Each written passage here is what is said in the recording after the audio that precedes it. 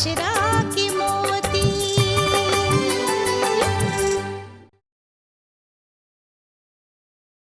हम अपन मतलब खातिर ई हद तक गिर सकत हई। अब हम जानी ला, अल्लाह कसम आज आप हमार नजर से गिर गई नहीं।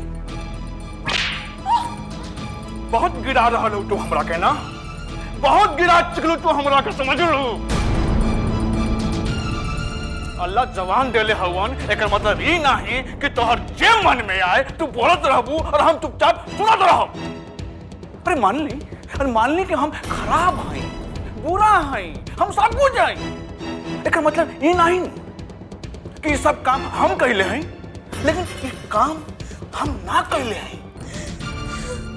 अरे हम तो बस जगरा पे हमारा के शौक रहे, हम ओकरे से फोन पे बात करके जानल चाहत रही कि नरगिस के बारे में ये मामला जो हो से का हो,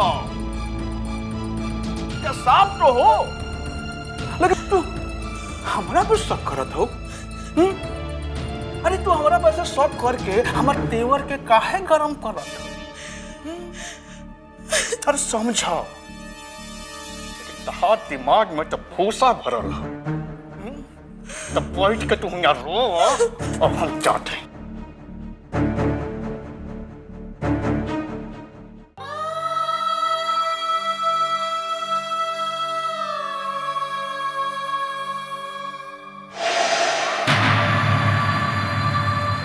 मत रोई नानी, मत रोई।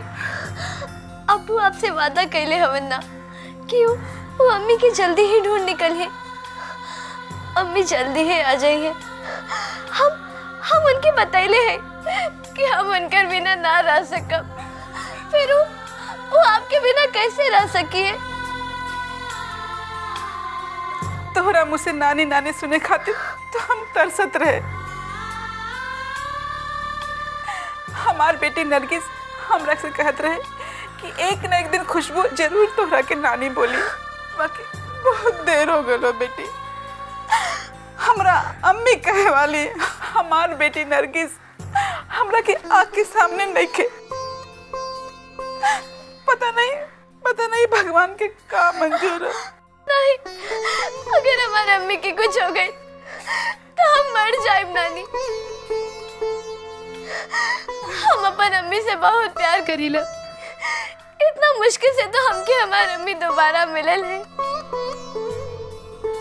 हम अपन अम्मी के खोवल नहीं के चाहत नानी।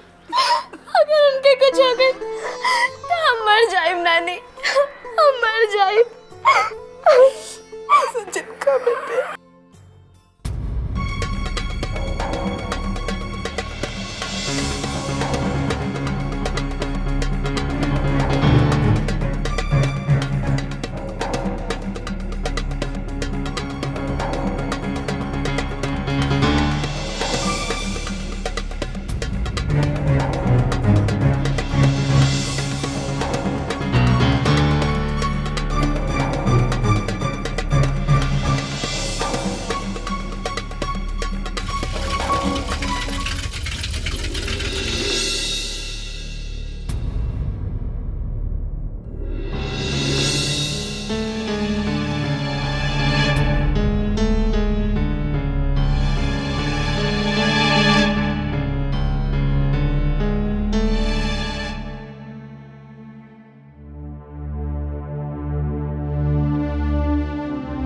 भाईजान, कुछ पता चलन? खुशबू बेटा बताओ, कुछ पता चलन कि तोहार अम्मी कहाँ बा? खुशबू बेटा बताओ।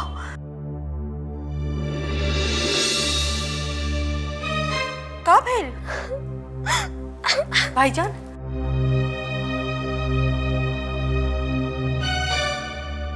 चाहे देखिए।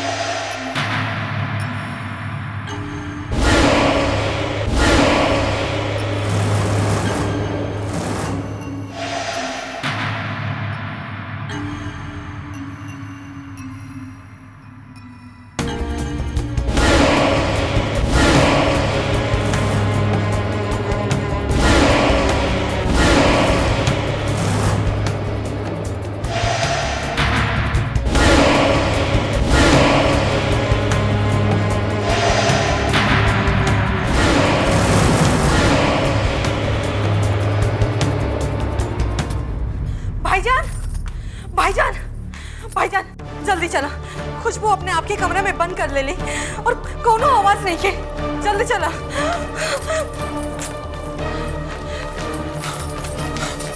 खुशबू दरवाजा खोला बेटा, खुशबू बेटा, दरवाजा खोला, खुशबू।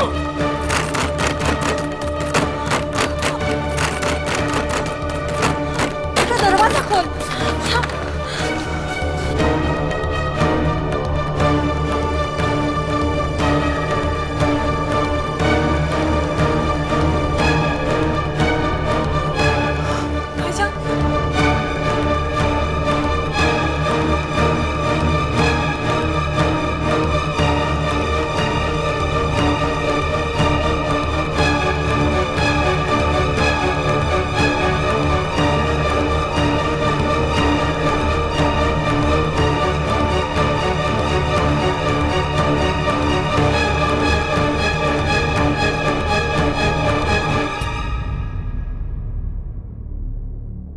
खुशबू,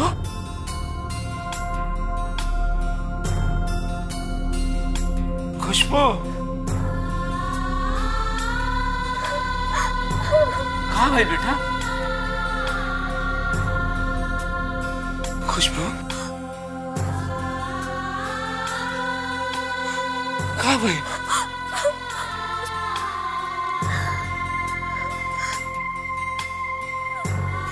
कहाँ भाई?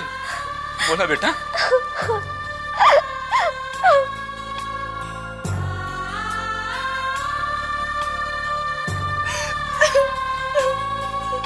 बोला बेटा।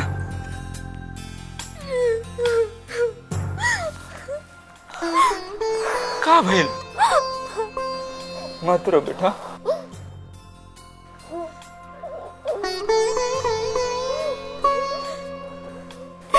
अबू, हमारा अम्मी खिला दे अबू। ये सब हमार वजह से भइल बा, हमार वजह से। अबू, हमार अम्मी के लिया दी अबू, हमार अम्मी खिला दे। ले आई। अम्मी आ जाए, आ जाए बेटा।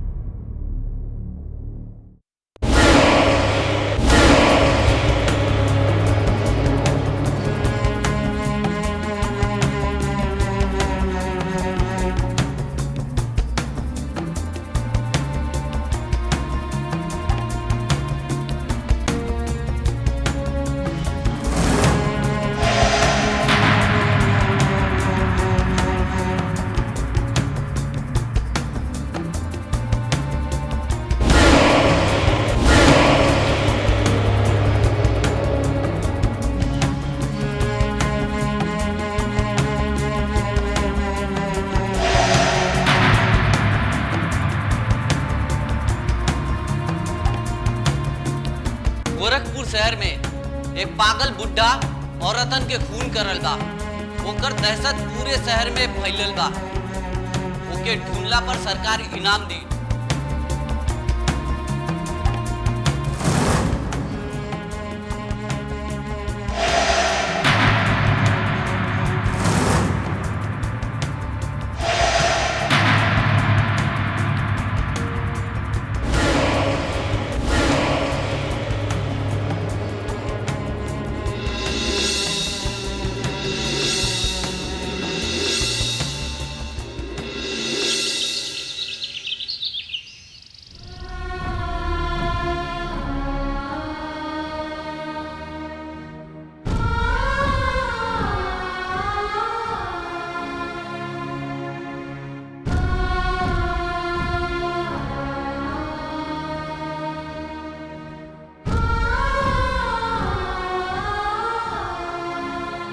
सचिन, का भेल? पुलिस वालन से कुछ पता चलल? बाबूजी, अरमान जीजू गेल हमन वहाँ पता लगावे खातिर। तो तू अब तक का करत रहला? हम नरगिस के फोटो अखबार में देवे खातिर गेल रही, ताकि कहीं से ओकर कोनो सुराग तो मिले कि नरगिस कहाँ बा। ई घर के सुराग ना चाहिए, नरगिस चाहिए, नरगिस।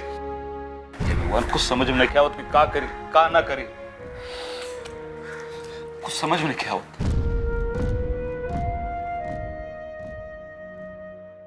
हमके समझ में नहीं आवत कि आप सब का कर रहा हैं। जब भी हम पूछा था एक ही जवाब देते हैं कि कार्रवाई चल रहा बिया। कौन सा कार्रवाई चल रहा बिया? बोलिए आप क्या करते हैं आप?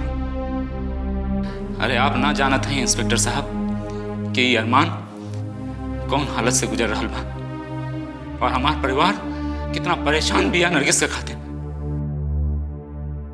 कुछ कहीं संजीदगी से कुछ करिए इंस्पेक्टर साहब, जल्दी करिए इंस्पेक्टर, जल्दी।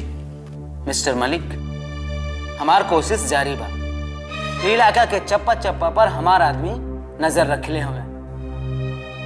अभी तक तो कोनो खबर ना ही मिलल है, लेकिन जैसे ही आपके बेगम के बारे में कोनो खबर मिली आपके बता दिया जाए, ठीक बा? कोशिश कोशिश कोशिश ना, हमके हमारी बीवी चाहिए, नरगिस चाहिए हमके।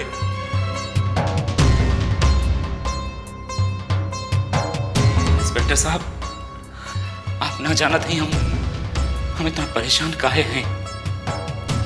काहे से कि हमारी बीवी अपन यादाश्त भुला गेल बिया, ओकरा के होश नहीं के। कुछ करी। आप बिल्कुल चिंता मत करिए, वो आपके सही सलामत मिली है और उनकरा के खोजे में हम अपन जान लगाते और उनकरा के खोज निकालब। बाकी हम खुदा तो ना है, हमारा बस में जो हुई हम करब। बस आप लोगन की ही बस चाहना वही हमके बेबस कर देगा।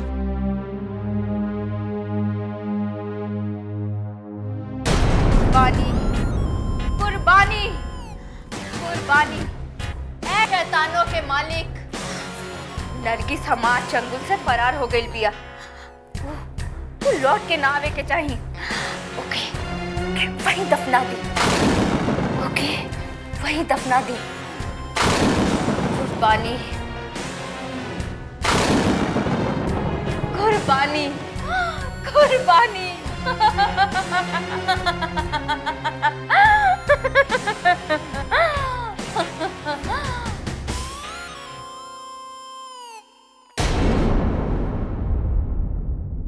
मलिक साहब, आप निश्चिंत होके जाइए, समय समय पे हम आपकी सूचना देते रहो। पास के जंगल में एगो लाश मिलल बा।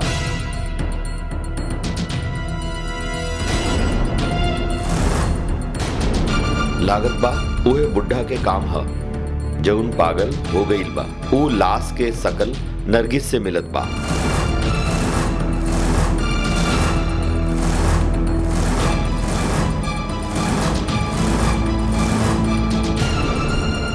झूठ झूठ, ये सब झूठा। हमार अम्मी के कुछ ना हो सकेला। वो जहाँ भी है एकदम सही सलामत है। हमार दिल का हता कि वो जिंदा है, वो एकदम ठीक है। आप बस उनके खोजी, उनके कुछ ना हो सकेला, कुछ ना हो सकेला। मिस्टर मलिक, आप अपने बच्चे के जरा संभाला। कहा संभाले इंस्पेक्टर साहब? 2 दफा सुन चुका है कि एक बूढ़ा पागल शख्स एक औरत को खून करता और एक तरह से ये हवलदार का कारण नहीं। ये सुन के तो कोई भी डर सकेला। बाकी हमार बच्ची पर हमें यकीन बा कि हमार नरगिस का कुछ ना हो सकेला। हाँ बेटा, तुम्हार अम्मी को कुछ ना हो सकेला। बेटी, भगवान आपके जैसन सब करा के बिटिया दे। काहे से आप अपन अम्मी से इतना प्यार करेली कि उनकरा खातिर कौनो भी मुश्किल के सामना कर सकेली। आपके यकीन में उनके सुरक्षा कवच है और आपके सुरक्षा कवच में आपकी दुआ बा। हाँ बेटा, तुम्हार अम्मी को कुछ ना हो सकेला। वैसे तो हर बेटा बेटी के साथ माई की दुआ रहल, लेकिन तुहार अम्मी पहली अम्मी है जकरा साथे उनकरा बिटिया के दुआ बा। बिटिया, हम लोग पुलिस वाला है, हम लोग भी कभी कभी भावना में बहे लगेला। काहे से हमनी के भी इंसान है, हमने के दिल है, हमने जाने ले कि माई का होले। बेटिया भगवान करे कि ये हमार हवलदार जो कहा था वो झूठ हो। बेटिया हमके आपके अब्बू से कुछ बात करे के बा, 2 मिनट खातिर आप उनके अकेला छोड़ दे प्लीज।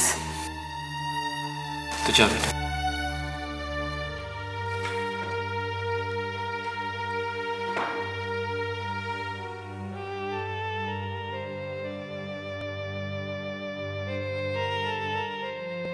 बोलिए इंस्पेक्टर साहब। मलिक साहब जी। जौन शख्स के बारे में आप 2 दफा सुन चुकल है, उस शख्स के बारे में पिछले 2 हफ्ता से पूरा शहर, पूरा गोरखपुर जानेला कि कितना शातिर, कितना खतरनाक और डिस्टर्ब इंसान है। ओकर पेशा है खून करल, खासकर औरतन के।